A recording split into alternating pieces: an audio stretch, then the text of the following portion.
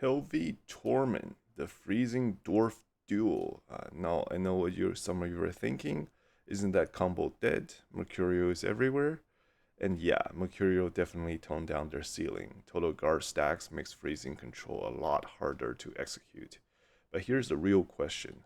Are they actually unplayable now or just misunderstood in today's meta?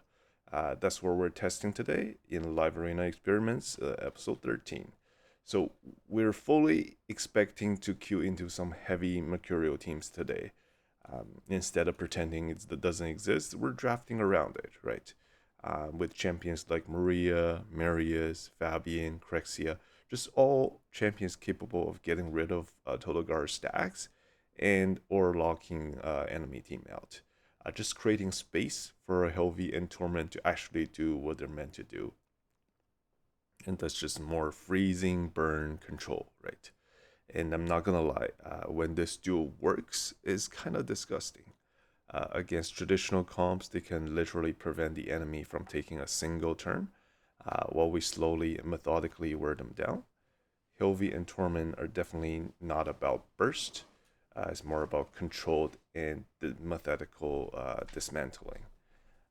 Now here's where it gets a little bit more interesting because we're testing Hilvi and Tormin is gonna be one of our damage dealers.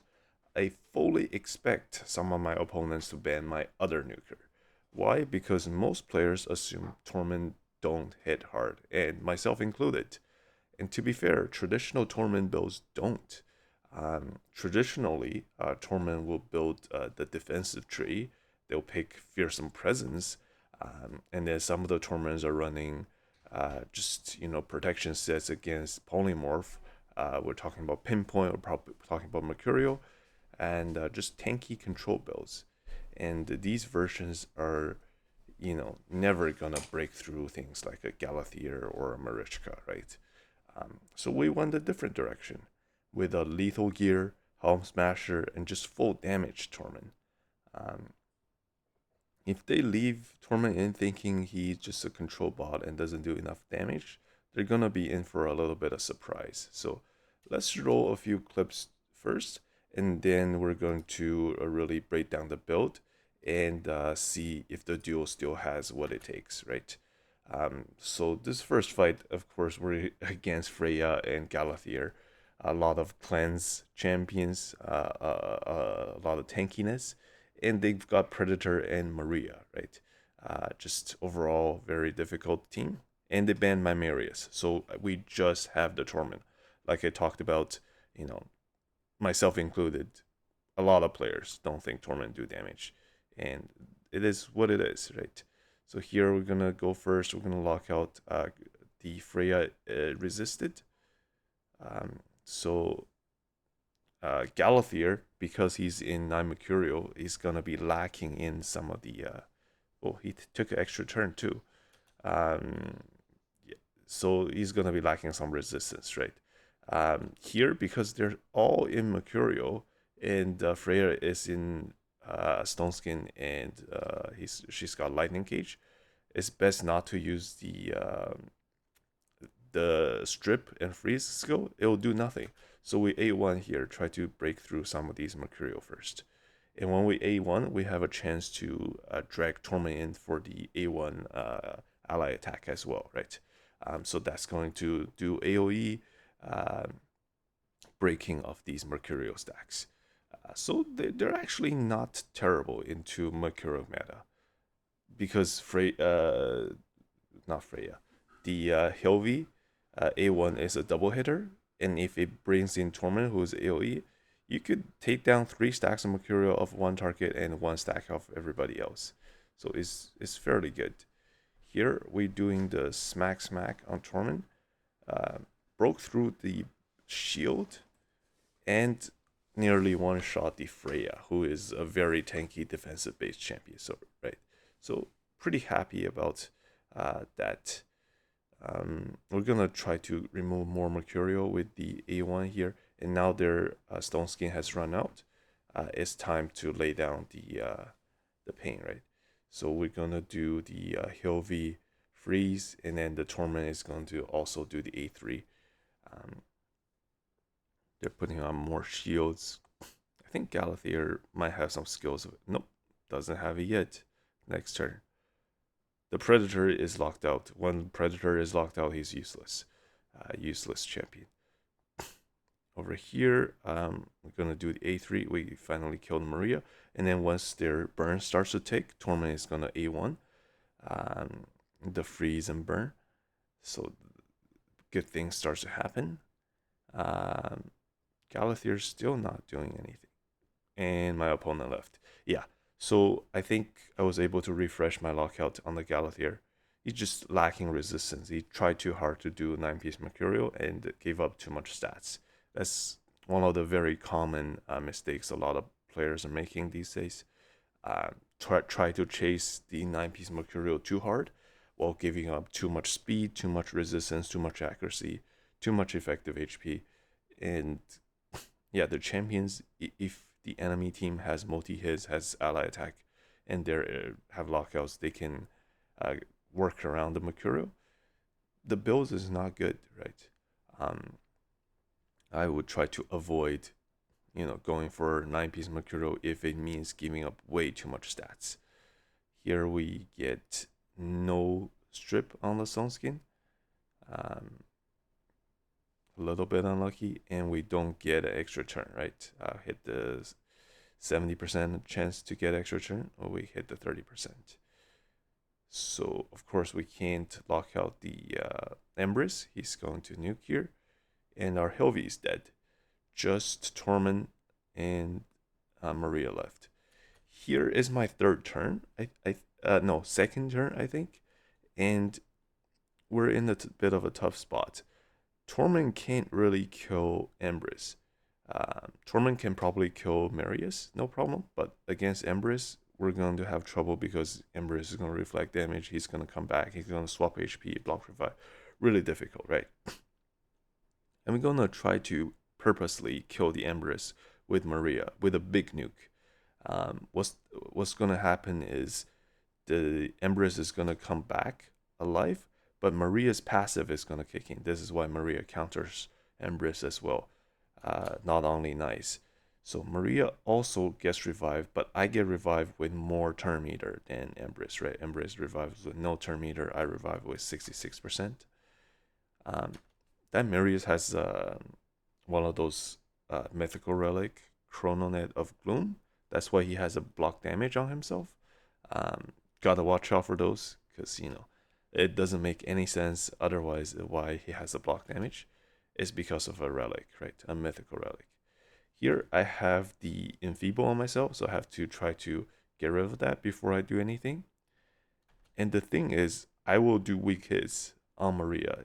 Maria will do no damage, but the soldiers, the little skeletons on World of the Fallen, will do regular damage. Enfeeble cannot, make those soldiers do weak hits, right? So look at the soldiers; they do so much damage. We go again, and here Tormund's A2 strips. So even though this Marius has the Chrononet of Gloom, he has block damage, we can strip that and dead, right? So Tormund actually not bad. Actually not bad. In terms of build, this is what we went with: full damage, right? 4-piece lethal, 4-piece stone skin, regular defense-based nuclear build.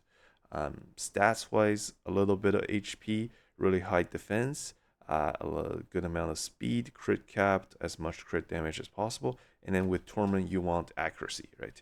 I have 410 accuracy, and plus the blessings and some relic things.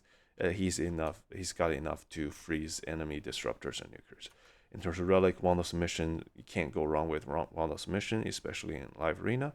It's got a good gemstone slots as well. 30% accuracy for removing buffs.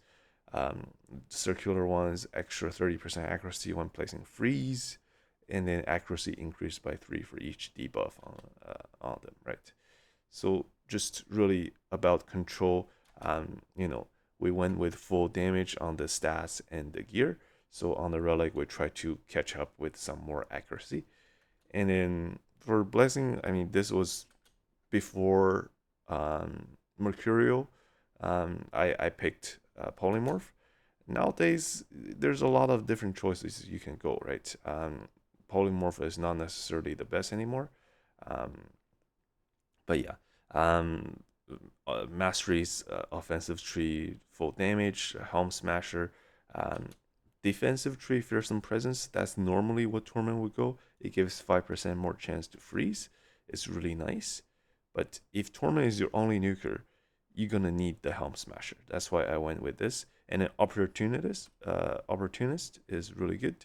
12% more damage against targets who are frozen, which they're gonna be frozen a lot by Tormund. So that one is really good. And then support tree, right? So that is the Tormund build. Just I think extra thing about the blessing. A lot of other choices are valid, I would say. Soul Reap is good. Life Harvest is good, right? If you don't have one on the team, it's good to have one.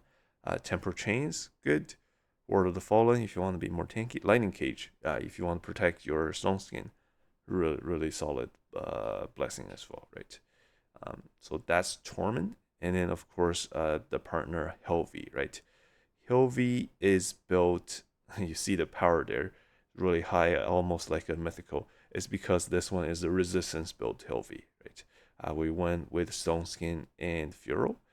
Furo just to give more protection against bombs. We try to go for a good amount of effective HP. So HP and defense, with HP being more important. My defense is a little higher and HP is a little lower than I would like, but it is what it is. Speed, just a little bit faster than your nuker is fine. Resistance as high as possible. This is what I was able to get, about 900. And then accuracy, right? Hilvi needs so many stats. You need resistance, you need accuracy. So 430 accuracy to land the debuffs, the freezes and HP burn. Relic wise, I went with this one, Mask of Disquiet, not because I'm looking at the instant turn effect after sheep. I mean, that could be nice, but with so high resistance, unless it's a 6-star sheep, it's highly unlikely we're gonna get sheep. It's just because the primary status giving is resistance, right? So it just gives more resistance. And then in terms of gemstones, we're yeah, when it comes back from sheep, 60% chance to get instant turn. Gemstones, we're getting more resistance. We're doing more ignore increased chance of placing debuffs and doing more resistance, right? I don't even think I need that square gemstone. I might look into that and change it. So in terms of the blessing, I went with the temporal chain. It's just nice to have one of these on your team. Slow the enemy speed down, 5% for each buff. Really, really nice. And then masteries, of course, one of the choices, very valid, is go with the unshakable, just to get more resistance. Here, I think at the initial stage, my build was lacking some accuracy, so I went with Eagle Eye. Just, some more room to fine tuning, right, in terms of the build. So theoretically, we can get to 950 resistance with Helvi as well, which is nice. So over here against this team, you've got, yeah, a lot of times, I mean, Queen of Hearts on paper straight up counters Sifi, but if the Sifi is running protection, 9-piece protection, Queen of Hearts actually can't do anything, right? Like the strip does nothing against protected buffs. Ally attack, everybody is gonna be still under Stone Skin. Yeah, unless you attack the Sifi, who is fairly tanky, like it's not gonna do much, right? So I think this is a bad, like look at all the buffs are protected. So the Queen of Hearts probably thinking very low value to go for the ally attack. He's gonna try to strip a Stone Skin, and he got one off of Marius there. We go for the strip ourselves, and then I go for the A3 first, but that triggers the Queen of Hearts again, right? Queen of Hearts kind of counters Marius.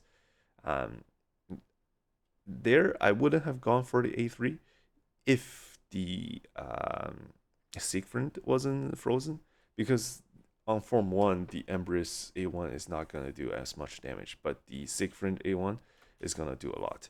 Here is an absolute misplay by my opponent, because you for sure want to transform with the Empress to get to the second form. And then my Marius will smack. You can maybe swap HP and try to block revive the Marius. That is really good, right? But he went for the A3 on Empress. A3 also decreased turn meter, and it's gonna trigger my counterattack on Marius. Ended up one-shotting the Empress as well as the Siegfried, who is frozen. Really bad for my opponent, right? My Marius has the counterattack gem, so he hits really hard when counterattacking. Yeah, so at this point, it's just really bad. And then Tormund is gonna go for the double smack. Didn't even need two. One is enough to kill the Galathier there. So yeah, misplay there by my opponent. Over here, I think against this full mythical, full blessing team is very, very, very tough, right? I left the Nell in. So number one, we need to get a little bit lucky when we do the boost and Nell gets her turn. We need Nell to not strip us.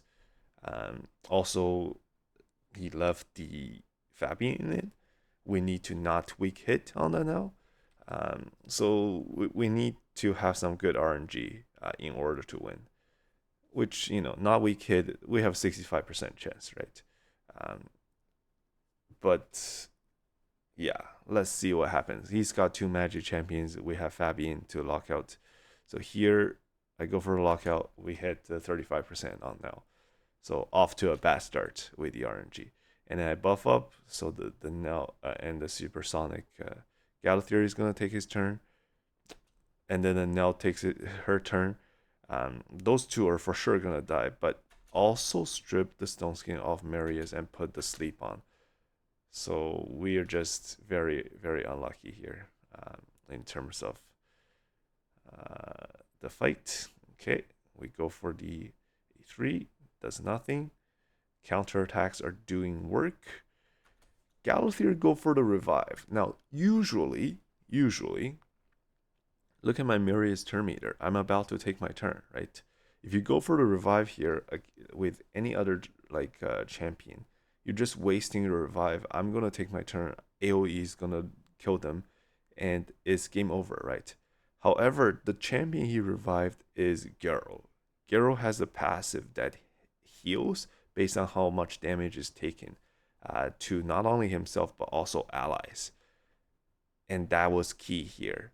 Because he revived the Geralt, this player won the fight. So here, my Marius for sure. This A3 is going to kill everything, and it's gonna one shot the knights, right? It shouldn't be any issue. But look at how much they're healing. Look at those green texts. It's insane how much they healed. And the Soul Reap unfortunately went to the Nell. So when the knights transform and we do the counterattack, because they healed so much, the knight is actually alive, and now we need the Soul Reap, but the Soul Reap is already used on the Nell. And we even get a wand proc on the Stormcaller, right? Just bad RNG on top of bad RNG on top of bad RNG. So now the knight is able to put the block damage, and as Tormund, you do have a strip, but you can't strip block debuff, block protected block damage, right? So yeah, the game is lost. I think either of those things went a little bit better in my way. This one would have been a win, but yeah, you can't win them all, right? This is a very, very tough opponent and a very tough team after all. So yeah, Tormund not great into Knights as expected. This match, I think, is one in pick and ban. Opponent went with full speed team with one damage, that is the rat. I ban the rat and I pick Cavalax. and the opponent leaves, right? Um, Tormund counter speed team, Cavalry counter speed team, Rat, the only damage source, is banned. There's no chance, right? So some matches are just won and lost in pick and ban. Here against this player, it got two mythicals, form 2, so doesn't care about lockout. Marius, in a way, is okay against lockout, and then he's also got that um, what is that champion? Raglan, who cannot be locked out, right? Who is also in 9-piece Mercurial. Wait, is everybody in 9-piece Mercurial? I didn't even realize. 1, 3 stack, 3 stack, 3. Yeah, everybody is in 9-piece Mercurial. So, you know, yeah, passive. So Raglan can't be locked out. Um, we get rid of 1 stack of Mercurial with Fabian, and then it's Maria's turn, right? We're just trying to get extra turns. Maria can't get rid of Mercurial like that, and if we don't get extra turn, we hit a 30%. Just a lot of RNG, but it's okay. We're still fine here. Raglan does nothing, just decided to boost turn meter. This champion, you don't see this mythical a lot because she's not that good, to be honest. She does have like a strip, a buff steal, but everything on my team is protected, right? So, and look at that damage. Like, that damage is just. I think she weak hit on Fabian, right? Has to be. Why did Fabian take no damage? I know why, like, Maria took no damage. Maria is tanky as hell. Sifi is tanky as hell. Yeah, weak hit on Fabian. Yeah. Fabian also great at removing Mercurial. A1 is a double hitter. Decided to kill the Reviver first, just because this champion still has all her skills available. Tormund can hit, right? 83k, and that's a double hitter. The full damage build paying off there against a Reviver. We're able to kill that. And now the chicken has to transform and nuke, right? And let's see how much damage it does. This is a very typical. I think this player sacrificed way, way, way too much stats trying to put all his champions in Mercurial. It's not hitting hard enough. It's not hitting hard enough. Yeah, no. I would not recommend doing this, right? This is just too much. A3 for extra turn, and then supposed to be A2's turn, but everyone's under Mercurial, so we're just gonna try to get rid of those stacks. Not a problem. I thought I could sleep there. Didn't get the turn meter correct in terms of that. Opponents, yeah, look at that A1. It tickles. Okay, petrify, and now we just, what do I want to do? Hit that. Okay, Mercurial start refreshing. A1. Okay, keep tickling, sure. Second turn, third turn. Okay, Marius is locked out. Free to do A1. Okay, opponent leaves, right? Nothing else to do. Over here, I don't want them to have a cleanse. So I got rid of the Alva. And we have Gizmak, right? Gizmak has the HP burn. So that's why I didn't want them to have a cleanse. Chicken is only immune to Polymorph on the second form. That's why I try to do that against the chicken in first form. Here I'm thinking, do I want to burn them or do I want to transform? Decided to stay in form 1, get rid of Leonardo's stone skin. And now Marius is free to do his triple hit. Fantastic versus Mercurial, right? Marius is just so good. Here we're against Predator, Marius, Odin, Arbiter, and we picked Calvalax, right? Basically, I imagine Arbiter is the only one that's gonna, take poison damage. So we're just trading Calvalax with Arbiter, and I'm fine with that trade. So you'll be like a 3 versus 3 fight, and is gonna be in our favor, right? Because Fabian is gonna go first, and now Odin and Marius are kind of useless. Um, we're actually not gonna buff up because taking extra turn is bad versus Odin. I want him to put up the block damage as late as possible. Okay, one sec.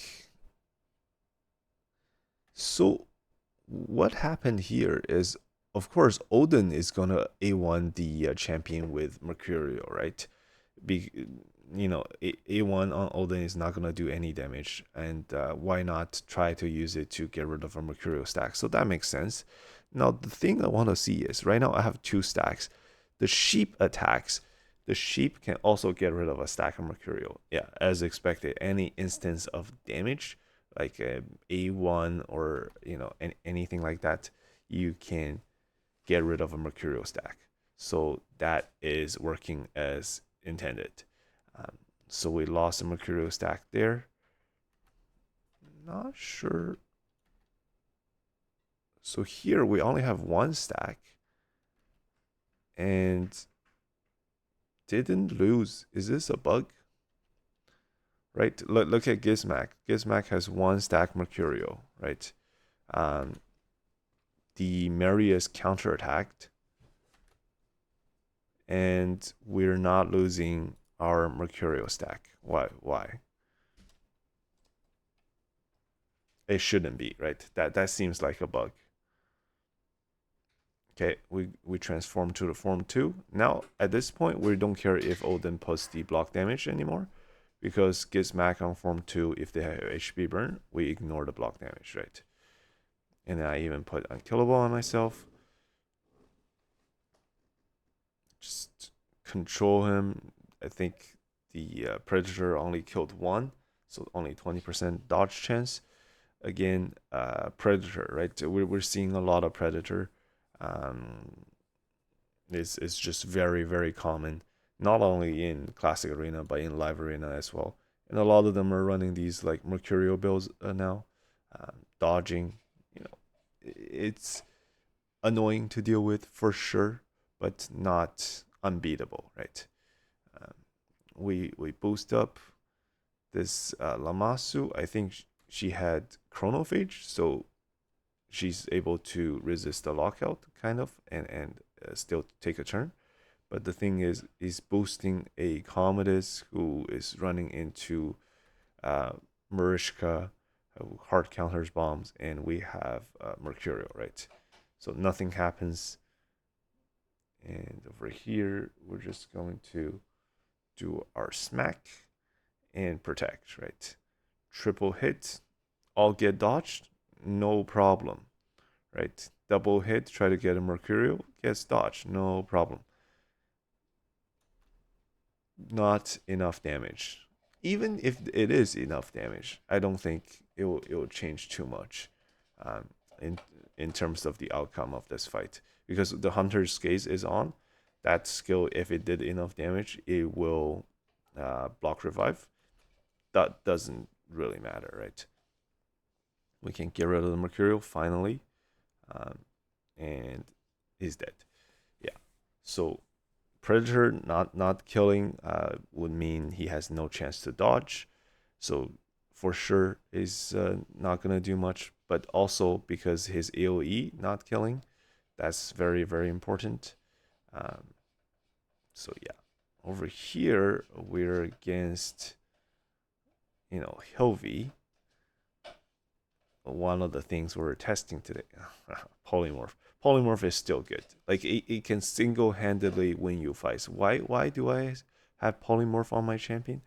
Because no other blessing can just single-handedly win you fights, right? And here is an example. Usually, because my champion is not protected, I'm going against Calvalax. My speed champions are just gonna die instantly. But I have two champion with Polymorph, and this Calvalax just turns into a sheep. A sheep is not gonna do poison damage. Polymorph won me this fight right here. Yeah. We're gonna sheep them. We're going to steal Terminator. We don't get it. Get a weak hit is fine. We transform, do the smack, kill nobody, don't get an extra turn. That's alright. She's locked out. We're gonna do the triple hit, and that's it, right? Yeah, sometimes polymorph wins games. No other blessing have that big of an impact directly on the game's outcome, right? And in the Mercurial meta, you might be thinking polymorph is useless at the beginning, yes, but are fights decided in the first couple turns? If they're not, polymorph can be really clutch. Uh, I am of course thinking about changing maybe some of my champions polymorph to other blessings. It's still a work in progress, but for now, I think they just when it happens, it's just so powerful, right? That's a polymorph proccing and proccing enemy wand submission, right? Over there, yeah. So polymorph is still proccing all the time. Another wand, it's okay. You can't wand the damage, and that's it. Yeah. So that's all the fights for today. Let me know if you still using Hilvi and Tormund. I think they are fantastic in any wave-based content. In Faction Wars, getting Helvi has gotten me to Faction Wars Hard 21, and I can auto it. Really happy about that.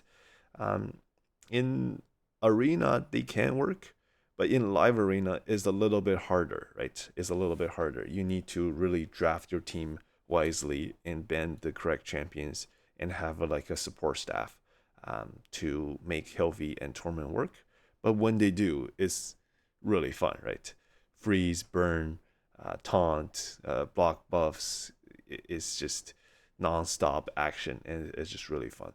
So yeah, definitely a very unique combo. And yeah, thanks for watching this episode of Live Arena Experiments. See you on the next one.